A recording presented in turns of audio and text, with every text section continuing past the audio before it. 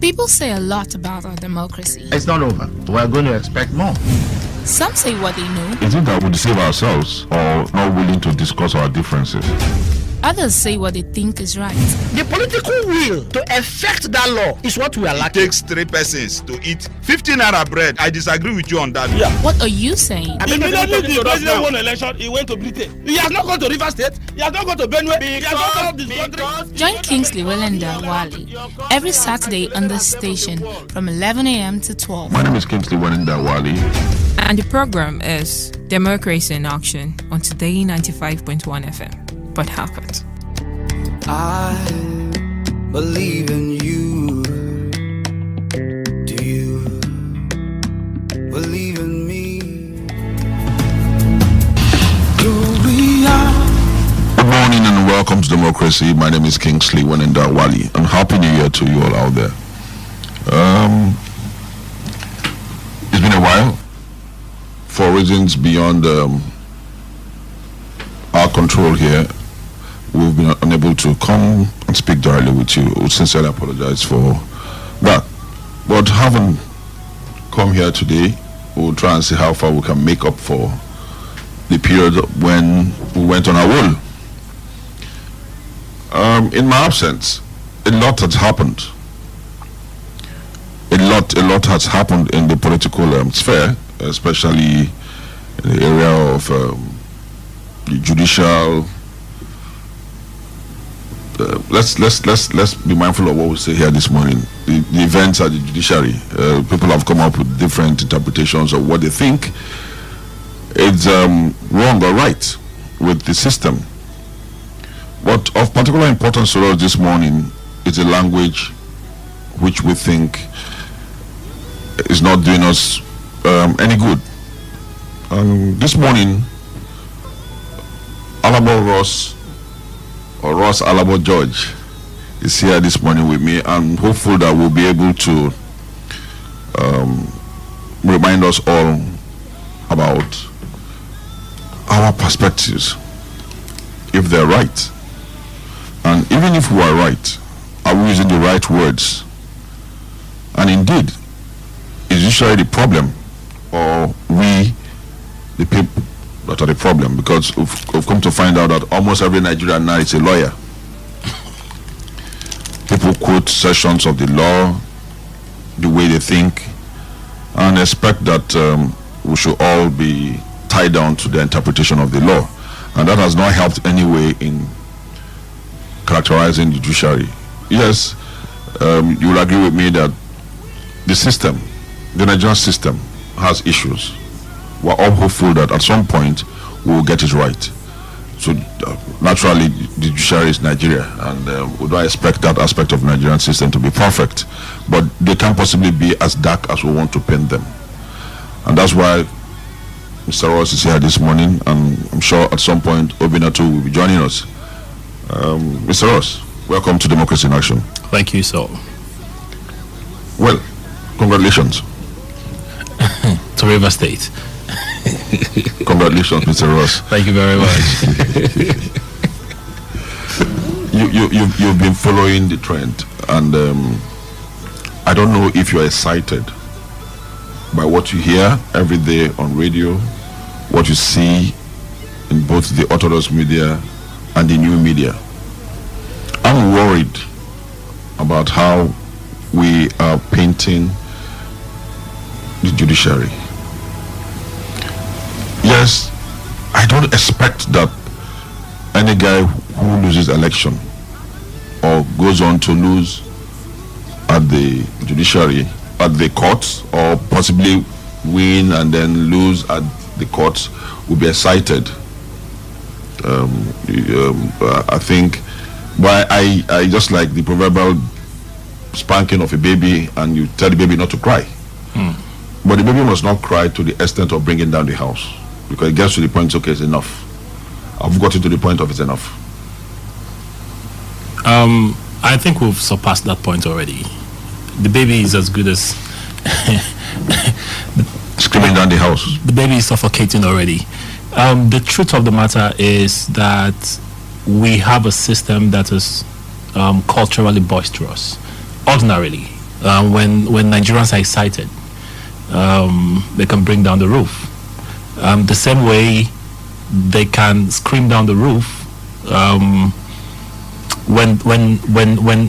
when it doesn't go their way. You see that happen in the airport. It's a cultural thing. But when it comes to our politics, I think that the politicians tend to set the pace for their followers, and the build up to the 2015 election. I think social media offered a whole lot of people the platform to participate. Even those who are never going to vote at least had a voice. So it happened that we saw an election perhaps with the widest participation ever in the history of our nation. And social media was agog, and mainstream media was feeding, from social media. And the whole interest and participation drew and engendered the traditional media to actually work hard. Now, the point where we got it wrong was that the language that ordinarily will not be accepted on this station or on a regulated on TV mainstream media station found its way in social media. Propaganda became big and big business. So whatever you cannot push through mainstream media, you push through social media. And when you have a system and our law really does not, when the new Senate came into place, they wanted to, kind of set up laws to control social media, and people protested. Is it to control or to regulate? Of course, to regulate is basically the control also. So bottom line, I think what we have seen is that we saw an unregulated space platform on social media, which escalated, beyond reason. And when this was going on, the people who should say, "Hey, come on, stop this." That's the political leadership. The political leadership. They did not do anything. They backed in it. We heard where a president was called clueless, moronic. His wife was called sheepopotamus. We had where the people were described as operation hippopotami. Sheepopotamus. We had all this coming from the political class. We had when even the Nigerian army was called the Jonathan Army. We had a situation where, people whose offices should be respected, those offices were disrespected. And it found a space on social media. And we found that the political class, the political elites, were firing it on. Yeah, I remember the former president's wife actually addressing Buhari as brain dead. Brain dead. And at that point, we lost it. When it got to that point where, okay, the house was free, you could throw the stones. Everybody started throwing the stones. Now elections are over. Just throw the mug, something is going to stick. Mudslinging at the highest level. At the highest level. Now in the thick of campaigns, no problems. So you can say that the people at the social media level and the followers were just copycats. They're just following. I mean, if for instance, I'm on your wall usually, and somebody comes in and calls somebody, this man is a fool. The first thing you do is to, hey guy, take it easy. I will not accept that on my wall. If leadership begins to regulate their followers and say, look, this is a campaign, we will not accept this, it makes things better. Even in Rivers State, we saw it happen. We saw campaigns got personal. I mean, in other parts of the world, there's what they call ad hominem. You campaigns get dirty, but once the campaigns are over, between Hillary and Sanders and not even Sanders, I'm thinking of Obama's time. Okay, Obama's time. Hillary and President Obama during the primaries. Okay. It was really, really dirty. But the moment Obama emerged, they shook hands and they worked together. And even when it was dirty, the language was still very polished. Even when insulting the other person, You used polished language. Use polished language. Yes, yeah. You know, for instance, in North Carolina, when Bill Clinton made a racial comment, it was suggested. You know, it wasn't direct. But in our situation, we've had situations where people were called cultists, people were called, directly. And all the stuff found its way into mainstream media. In fact, on both ends, the campaigns went too hard on each other. But I expected that after the campaigns, politics was supposed to be over. Politics should be over. For instance, in Rivers State, we'll have the long, hard stretch of banter.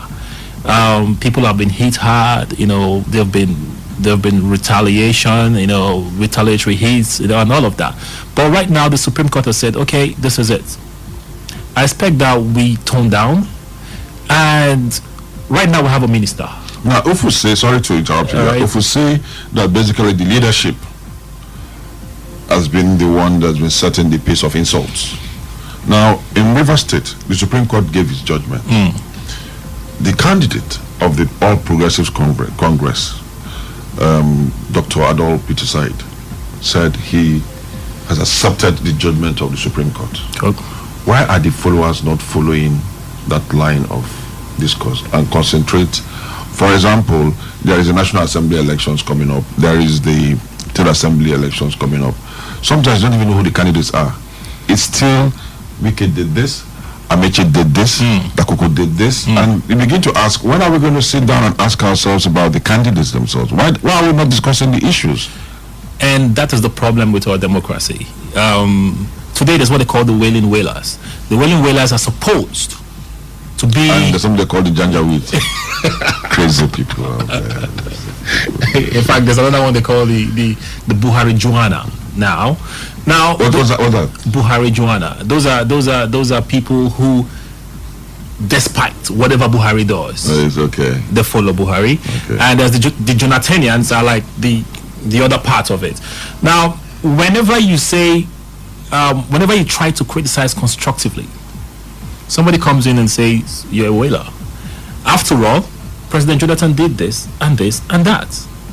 Now, when you come in to say Buhari, Governor Wike, he's not doing this rightly, for instance, a Wike supporter will tell you that after all, Governor Michi did it this way, that way, and that way. Now we've lost focus. We've lost grasp of standards. The standards. What are the issues at stake? We've left the issues. We're discussing the people. We're discussing Wike. We're discussing Amechi. We're discussing President Buhari. We're not talking about economy. We're not talking about education. We're not talking about health. We're not talking about infrastructure. These are the key indicators for development. We're not talking about these things at all. We're talking about the people. And anytime you go on the news, it's not about statistics. For instance, yesterday we saw that unemployment dropped in the United States to 4.9, an 8-year low. That's what they're discussing. They're not discussing. I remember very well. After the Sanders-Clinton debate, somebody said, one of the analysts I saw was that it looks like everybody's taking refuge under Obama because they've come to terms with the fact that the economy is growing and nobody's discussing nobody's interested in international relations. True. And having done very well in the local economy, Americans are just cool with it. And they're not. Why are we not cool with the things that bother us?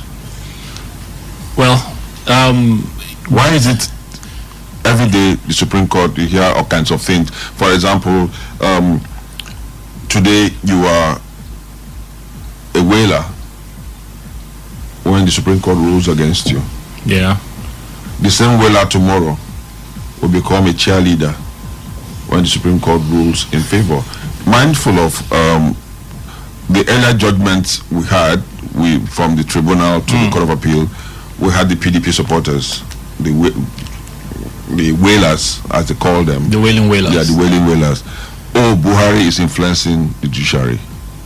The same judiciary is now the last hope of common man. The hypocrisy I worry about is the fact that people who got judgment yesterday are praising the judiciary. People who got judgment today are forgetting what they said yesterday on both sides of the divide. That's true.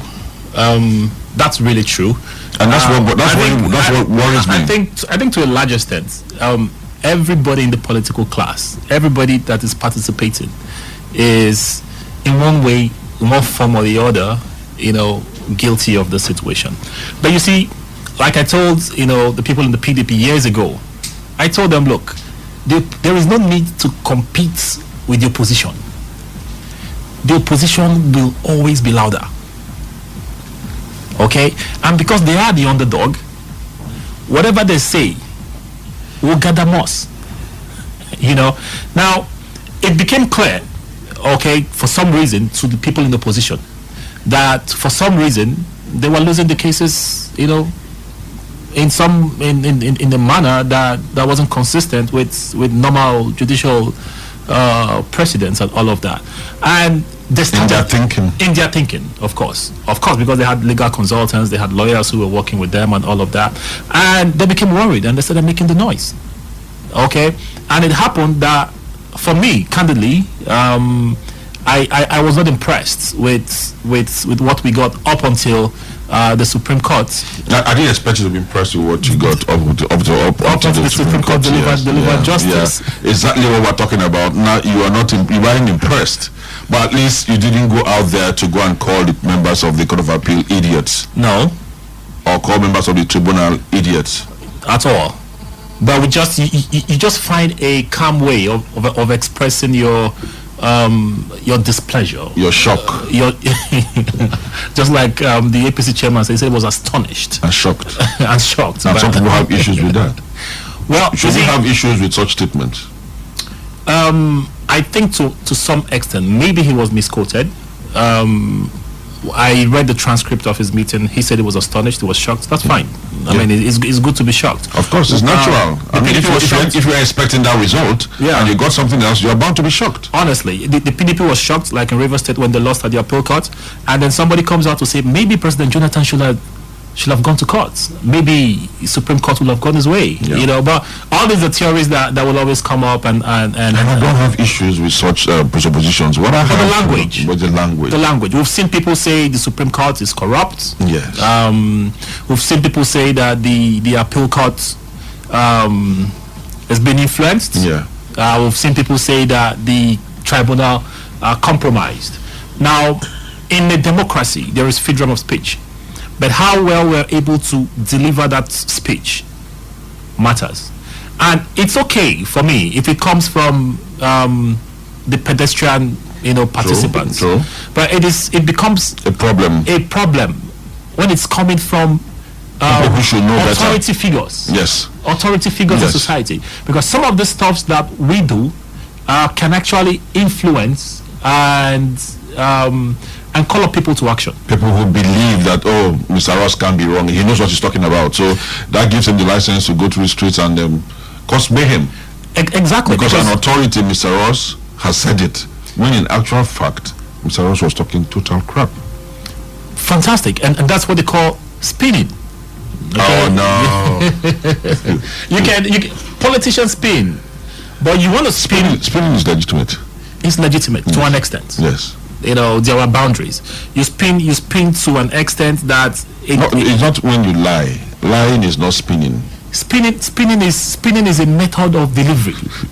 Positive. Yeah, that even in a negative situation, you are trying to make out something out of it. Look good. I remember a debate between Mitt Romney and President Obama. Their first debate. President Obama flopped in that debate. Flopped. Body language. And all of it, he wasn't there. He wasn't ready. Mitt Romney beat him hands down. But what did the Democratic Party do? They pushed out a talking point, and they said, "Look, in all TV appearances this weekend, this is what we're going to say: that Mitt Romney won in style, but President Obama won in substance." And that was it for them, and they kept pushing it, and Democrats making it look like it was deliberate for him to concentrate on the issues. While Mr. Mitt Romney was giving body language and stuff and gesticulations and all of that. So when you push out that well enough, it takes hold, of that spinning. That's legitimate spinning. That's spinning. But when spinning has to do with denigrating, disparaging people, that's no longer spinning. That's no longer spinning. You're just insulting people because you're losing the debate. You know, and because you have the platform too. You go on social media, you call somebody a thief, a criminal, a tout, a thug, you know, a cultist, and all of that. All of that, you know, especially when it is so direct. All those are prosecutable, you know, and it is important that we begin to, especially those of us who participate in media and all of that, who begin to control the narrative, so that we do not, because when somebody looks up to you and you start calling somebody clueless and brainless, you know, you can attack the issues. I can go on social media and say President Buhari's economic policies are not well thought through. Are not well thought through. I think this administration is failing, or this administration is already and a failure. They can do better, and this is what I think they should do. Oh yeah, but the moment you cross the line and say that President Buhari is brainless and he's a, you know, pedophile, you know, and all this kind of crazy stuffs, you lose the debate for me, you know, and that's why it was really offensive, you know, in 2015 when President Jonathan was called names, and just because people wanted to win elections. And now you're really worried about what he called President Jonathan. Oh yeah, I understand because that's you should, you know, because that was the point where we lost it. That was the point where we lost it. Where stakeholders, statesmen, respected former public office holders will come on TV and on newspaper and call the president clueless. That was a personal attack. You're not saying the administration is clueless. You're saying the president is clueless. You know? Now, if we look at that strictly, sometimes it's difficult to remove the personality from the administration. Very correct. Would it have been better if people said this administration is clueless? You know, during the hit up to the hits to the election, it was difficult to hit the APC because there was no figurehead. And I kept telling guys in the PDP that, hey guys, you guys chill out. They're going to hit you so hard because you have a figurehead, you have an arrowhead, President Obama, President Jonathan. They hit him, you hit the head very well, the body gets weak. Okay? And so I think what the PDP did was to wait until President Buhari finally emerged. And that's why you observe that during the election, it wasn't even more about the issues. It was more about the person. So President Buhari became the target and has remained the target. You know, his health has become an issue. That's for me, that's legitimate. It is legitimate. It's legitimate. If the president's health is failing, it's an issue for us Nigerians to discuss. It is, but how do you discuss it? That's it. You discuss it knowing that we are humans, and we are humans who can fall sick. To show some respect to the person. Show some respect. So you don't. But again, we know where we're coming from. You know, Yadwa was ill. They kept away from us, and then we were like boxed into a position where Nigerians woke up one day and found out that they didn't have a president. Well, if you look at what's going on in the Democratic Party, for instance, age is a factor. I mean, people should demand to see the medical records and medical profile of who wants to be president. They need to be sure that this guy is fit, in character and in health. So when you demand for those kind of legitimate information, it's cool, but not when you begin to mock and in fact say things that are not true. We saw situations where we had medical reports, that were not true, came online. It was all propaganda. People were trying to sell, but all that didn't change what happened after all. But today we have seen a precedent that has been set, which I personally applaud. For the first time, we have we've seen a precedent proceed on vacation. Okay, and then transmits a letter to the National Assembly requesting that as our democracy moves on, President Jonathan set a standard of free speech. Well, to an extent, this administration is feeling the heat, of that bar, all right, and is dealing with it. Now, President Buhari has also moved democracy a step forward by telling people that, hey, come on, this power is not. It's not Buhari's. You know, it's not my family. It's not my family property. I'm going on vacation. I'm handing over to my vice president, and that makes sense. So I believe that this evolution, as we continue to evolve our system, we'll continue to build. In the Nigerian democracy, I still see it like a 13-year-old girl who was a baby. She's learning, the process of motherhood. I'm trusted. By the time she's 30, 25, she'll have a grip on it. The program is Democracy in Action. My name is Kingsley Wenendawali. My guest this morning is Ross Alabo George, Mr. Ross, and we're discussing the language of our politics, especially as it concerns the judiciary. You can join the discussion by calling on 0815-5951-951, 0815-5951-951, 0817-0000-951, 0817-0000-951, 0810-951-0951, 0810-951-0951. Text messages 20701 933 99962, 0701 933 9962. Or what's up? Mr. Ross, yes, we've identified what the problem is. Hello, sorry, I called you. Hello, good morning. Welcome to Democracy in Action. Hello? Yeah, good morning, sir. Hello? Good morning, sir. We're hearing you, sir. Okay, please, am I on to 95.1? Yes, please, sir. Okay. My name is Mahid. I'm calling from Luma. Your name is what, sir? I want to say that democracy is actually evolving. Okay. President Jonathan has actually set the standard, even though it didn't get there. I am part of those that criticize his government, but he must be commended for the response he showed during the last election. Okay.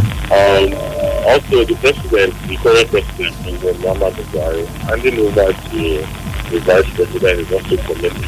Okay. It shows But we're maturing. Maturity, yes. It shows government is not by one person, it's actually a system. And the system can run itself.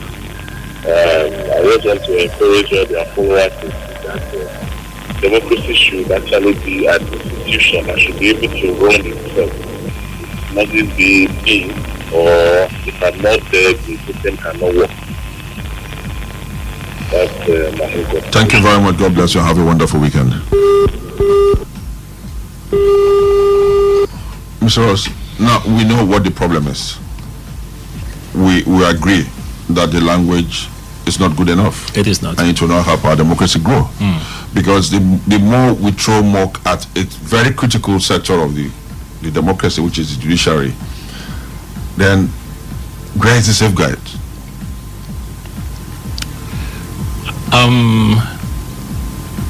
Whether we like it or not, a time will come when we will have to regulate every media platform and every media channel, whether we like it or not. It is.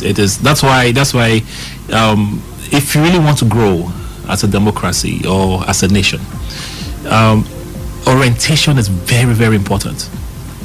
And it's quite sad because as an IT professional, I know that the biggest issue we have as a country, which we have not noticed yet, is managing the internet,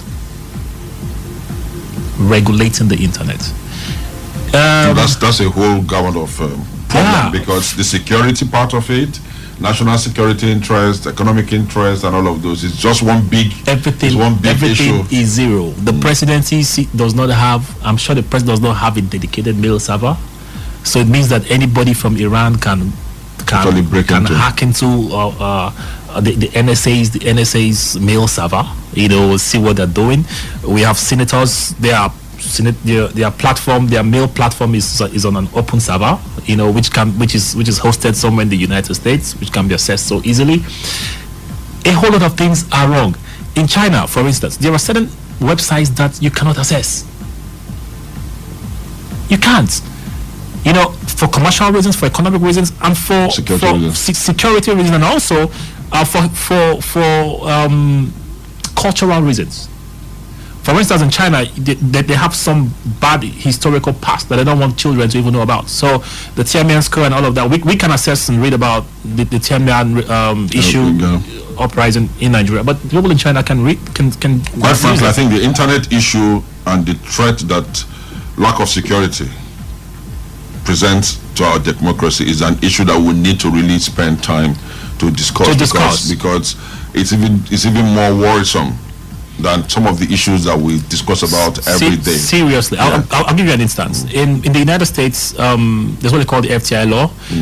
When you use a smart card, for instance, your ATM, in Nigeria, the ATM user is not protected. You're not protected. But in the United States, when you have an online account, you use an ATM, there's certain laws that protect you. Okay, and there's certain things that the bank must do if this happens. But we don't have that in Nigeria. The same way we're having issues in our politics. America has free speech. Fine. But you see, they can track whoever makes a comment on Facebook, no matter how well you hide your identity.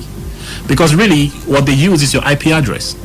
And because every IP address is linked to somebody, they have a social security ID before you buy your phone. I thank God that we're doing our phone registrations now. We have BVN number now. We're actually growing, and that's good. But in America, before you post, President Obama is a fool. All right? Maybe they will allow that. But when you begin to make certain security, statements, or say things that can amount to threat to somebody's life, they will bug you up.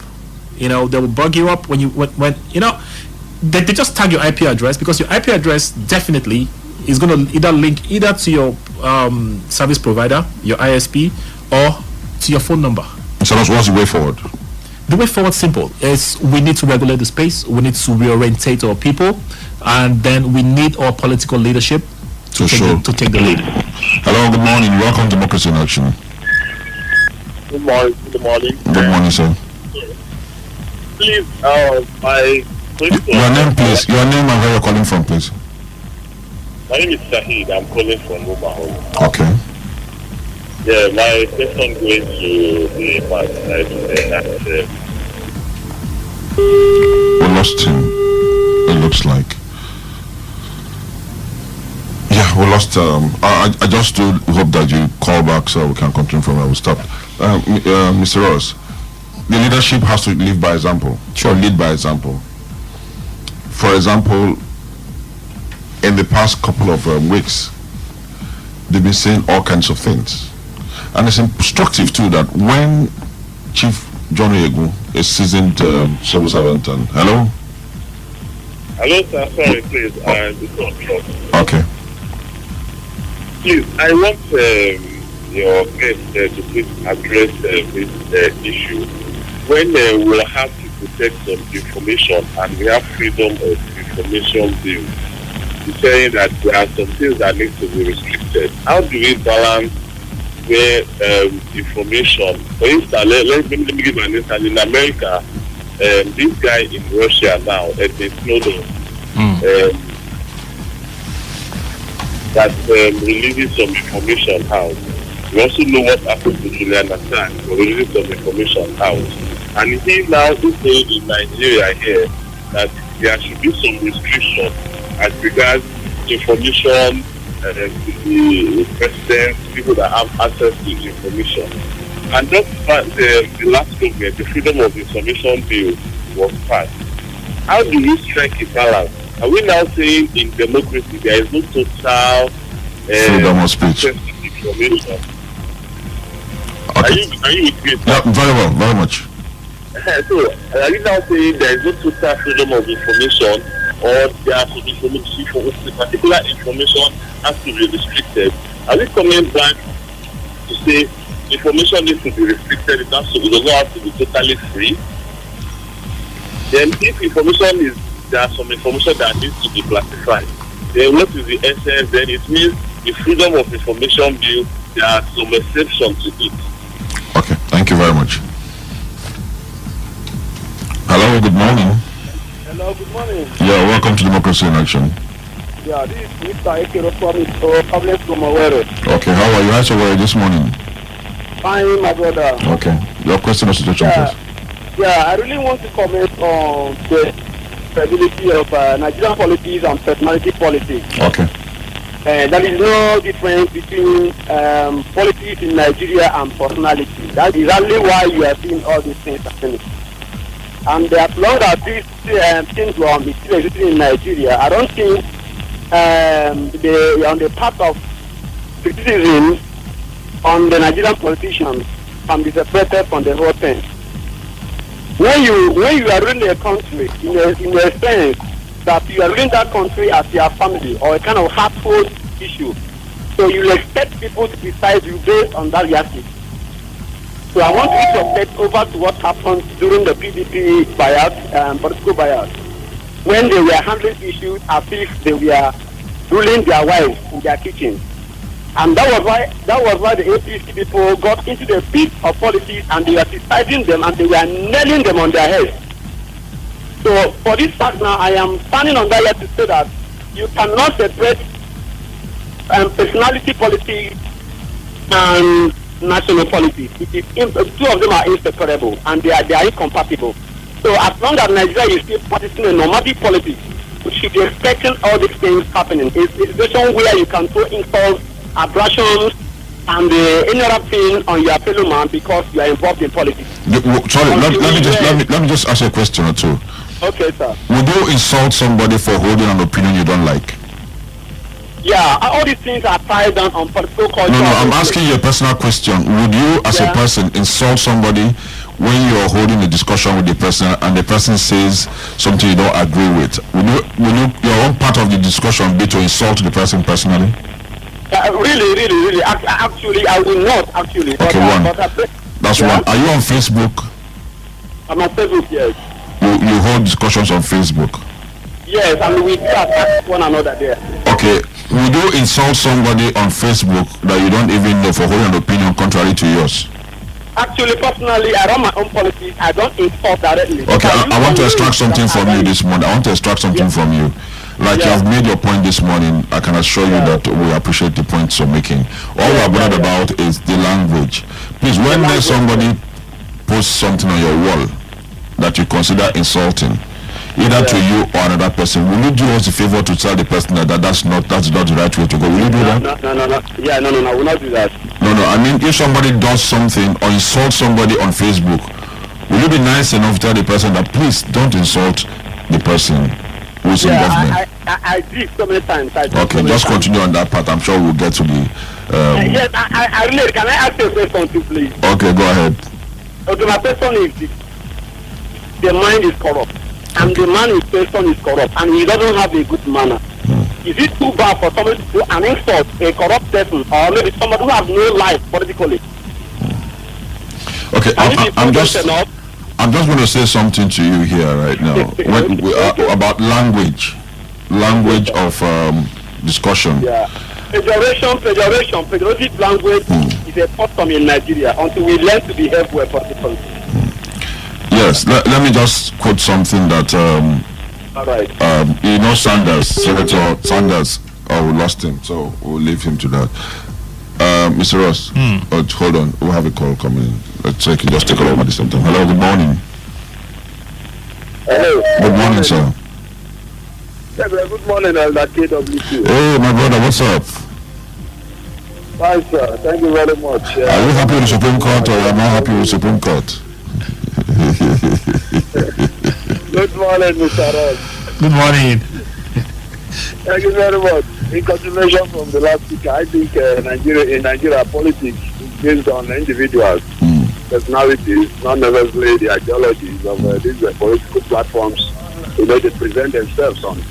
That's why we continue to have insults. I'm not saying it's good, and I think it should be moderated. That's why you don't moderate insult. You don't moderate insult. Just condemn it. Just condemn it. If anybody who insults anybody who is holding public office, condemn it. Don't even moderate it. Yes, and that's why the orientation part is equally important because the truth is, when leaders come out, especially to throw insults or jabs, the followers will follow suit.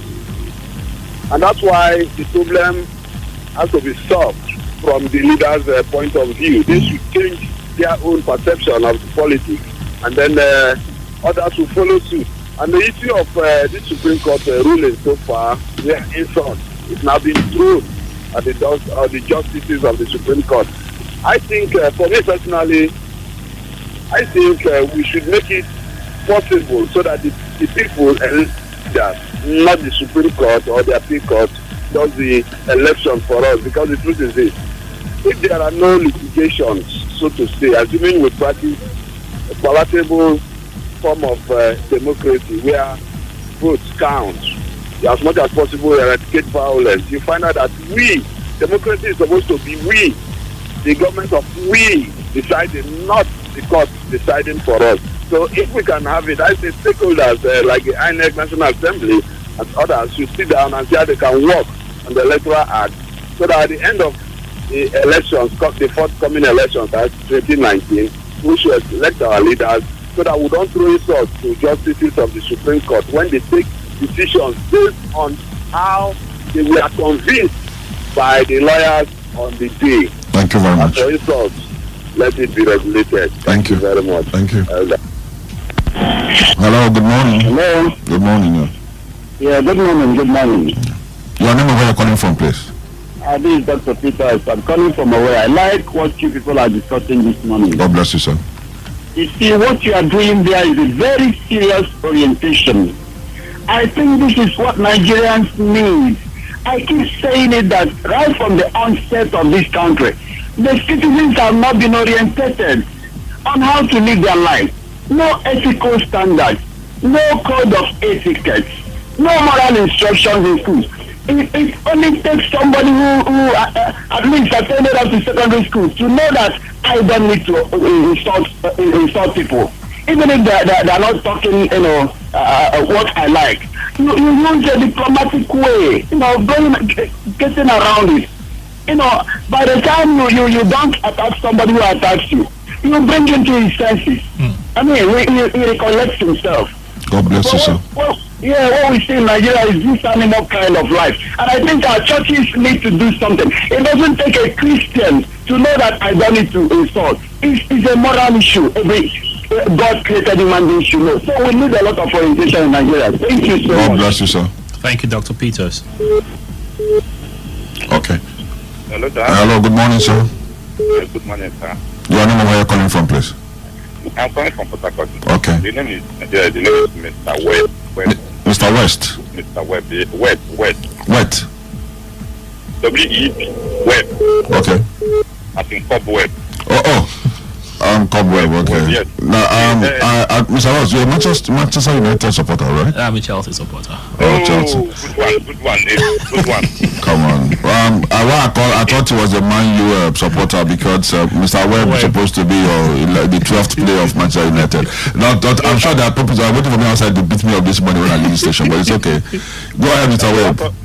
That of Webb was mere speculation. The man came up to dispel it. Well, my own pick is on.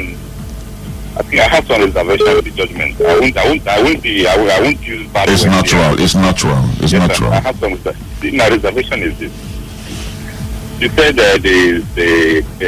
I'm sure their mind, their judgment was, even if they have not given us, was that the candidate complying or not complying. So, Mr. Webb, can I just please allow me to interrupt you a little bit?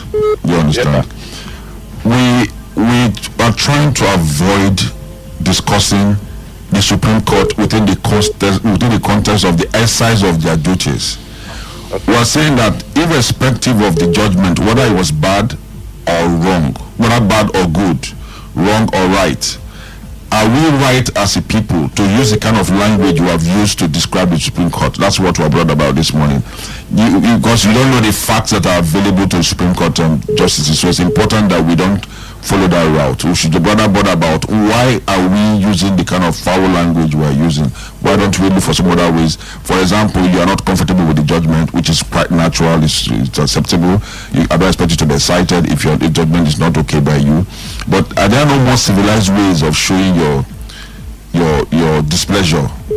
Okay. To me, the fact, no matter the way you polish your language, the moment you seem to a little bit disagree with judgment, I think you are going against it. To me, because why I say so is people continue to say they cannot make mistakes.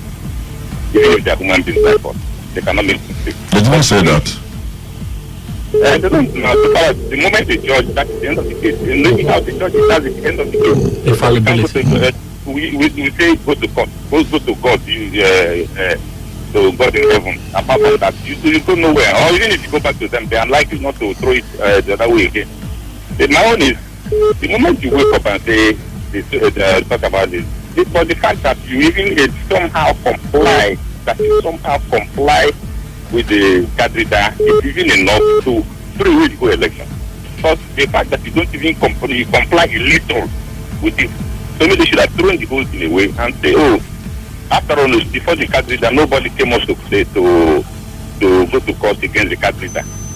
So why is the complying or not complying an issue here now? Because nobody went to court to go against INEC and say, please, candidate should not the issue. Well, that will be a topic. That will be a topic for another day, Mr. Okay. Webb. That will be a topic for another day. The justification of the whatever the judgment by the Supreme Court. Mr. Ross, I think you should look at the issues that have been raised by the callers so that we can roll on from there, from the very first. I would just like summarize on the whole lot of them quickly. Okay. The first caller talked about how do we balance freedom of information and responsibility. When we talk about freedom of information and freedom of speech, the first thing the keyword that comes after that is responsibility. Johnny Walker will tell you to drink responsibly. Okay, so when you're engaging on a public platform, the keyword is responsibility.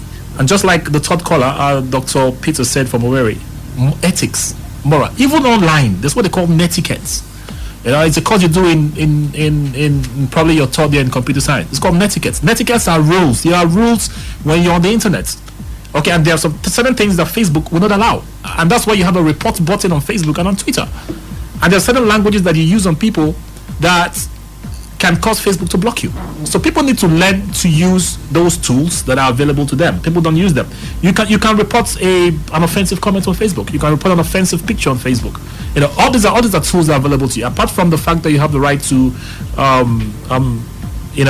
caution and rebuke, you know, and act like a pastor online, you still have some of those things that a lot of people do not use. Now, secondly, we need to make the point that law and order is very important.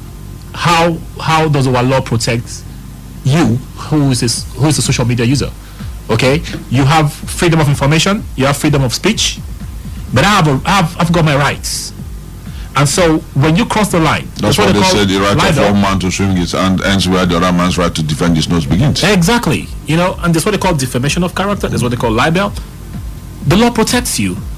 And we've seen people who, you know, who used offensive or lied against people or insulted people, some public officials who've been taken to court. They did it on social media, you know, and so you're not completely protected. That's why we have rule of law. Okay, and the society does not grow or develop except there's order. So it's order is the first thing. Oh, that reminds me of the Jesus principle. Of the Jesus principle. There must be order. And if without order there is no moving forward. And how do you restore order? By asking everybody to sit down and be counted. Law. And how does law become effective? Enforcement. So until we have all this the entire components of the system working together. The detriment that comes from punishment. Exactly. For instance, somebody makes a comment on TV and on some media platform. In fact, our politicians they are so used to abuses now that it does not move them. Maybe because President Jonathan, you know, did not respond. It has now become a standard that, you know, when there's some defamation or libel against you, that you should not respond, and that is wrong. People are different. If you can challenge, you know, those things that are said about you. You can take someone to court, and the person has to prove himself.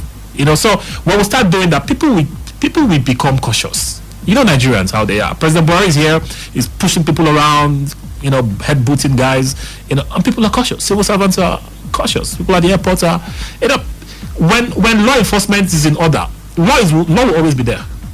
They're enforcing the law. That's what the issue is. Now, the other guy talked about, personality. I agree with that. But we still come down to the issue of, at what point, what is the limit of your freedom? There's no limit to freedom, but you have responsibility to deploy in exercising your freedom. That is, freedom comes with responsibility. Exactly. I agree that we don't have politics. I've said it here before that our ideology is survival. Our politicians want to survive. They want to survive the first term. They want to survive the second term. So the entire spectrum of their political activity is actually and completely based on survival, and their followers also, hedge on the ideology of survival. So we see a constant dynamic play of people who keep standards aside and they'll fight to survive. When you're fighting to survive, nothing else matters. But at least we can draw up the fact that we have laws, that protect individuals, even public office holders. There is no reason why a commissioner, for instance, who feels that he's been unfairly attacked, I should go to court. Redeem his image. And redeem his image. And when we start doing that, people will start being cautious. Yeah, quite frankly, I think that's a major issue that we need to push. Let Nigerians know that no matter how long it takes, it's important for us to start a process where people will say, okay, the last time Ross said this got him to the heart. Even the fear that you're going to pay a lawyer for his services, of course, will restrain you a bit when you want to make. Yeah, so even if the justice that you seek takes a long time to come, in the interim, it puts a check on careless statements. Because when you're going to pay a lawyer to go to court and defend you, whether you're going to win or not, at the end of the day, that's something I think Nigerians should start thinking of doing that. And I think the Nigerian police should build up their technology platforms. The Nigerian police cannot. Why don't we just say other things? IP addresses. No, this is really no, I know. What I'm saying is that the Nigerian police are still having to cope with uniforms. We're talking about a service that police officers are asked to buy their own uniform and their boot. I'm sure very soon they'll ask them to buy their own bullets. I hope that we'll get to the point when the police is serviced enough for them to start going about such luxuries or monitoring I'm talking about the Nigerian people and the consciousness of being against foul conduct. You see, in a free society, orientation works, but orientation will only work when there is order. Orientation cannot work alone. People will always exploit. They will always exploit loopholes. It doesn't matter how civilized a society is. The day that the law enforcement in America is weak, you see a different America. Obina, you've just been listening. Well, I have been listening. I mean, and it's been quite educating. But I want to just quickly point out something. Language has been not just a Nigerian problem, I think a human problem. Okay, if your values are misplaced as a person, it will be very, very difficult for you to communicate without offending the next person. And until we deal with values as human beings, we will not be able to communicate effectively. True. Thank you, Obina. Mr. Ross, last word. How do we deal with values? We deal with values from the units of society. Every society is a complete influence on every component system within the society. So what does that mean? That means that everything within the society is also a complete reflection of what the society is. What we're discussing here, you see that in our House of Representatives, you see that in our Senate. What you see in the Nigerian space on blogosphere is what you see in the Senate. You see them fight, abuse each other on little issues, call themselves names, right in there, in the hollow chambers. Hollow, do they say? Hollow. In the chambers, please. So this is the issue. The issue is that there has to be a rebate, and it's a society issue. I will talk about corruption. This is where corruption starts from. Values. So until the family structure is set, until parents begin to teach their children values and the children grow into it. People don't go into government and become corrupt in government. People get corrupt and then get into government. You don't change in government. It's not government that changes people. I mean, government provides on a platform to go and explore what the practical aspect of what they've learned at home. Government magnifies your corruption. Or gives a platform for you to excise and gives you a platform. Government becomes a catalyst to make your corruption big and pronounced and profound. Pronounced and productive. Thank you, Mr. Ross. Well, I think one thing that we need to take away from this, like Obina said and Ross agreed, is we need to rejig and reset our value system. Yeah, we need to think about how we relate to our system, how we abuse our system. Yeah, there's nobody called government, quite frankly. There's nobody called a country. You and I make up the country. We are not saying that we are infallible. We're not saying that. We're not saying that we're above mistakes. What we're saying here is that we could all pull ourselves together and begin to think differently and begin to do things differently. When we insult those in authority, as Christians, I think it's Romans also. Please quote. They said, respect those in authority. That's true. No matter how they got there, respect the person in authority. It doesn't matter. To call Wike wicked, I think it's unacceptable. Very true. To call General Buhari Malam or Abuki or Cow or whatever is totally unacceptable. True. Let us accept that these are people at this point in time that God has deemed it fit for them to hold our position. And if we say we are Christians and good Muslims, we must respect those in authority, no matter what we think about them personally. We should not rubbish institutions that we should support. When you insult people in the Supreme Court, you are not supporting the institution, you're trying to destroy it.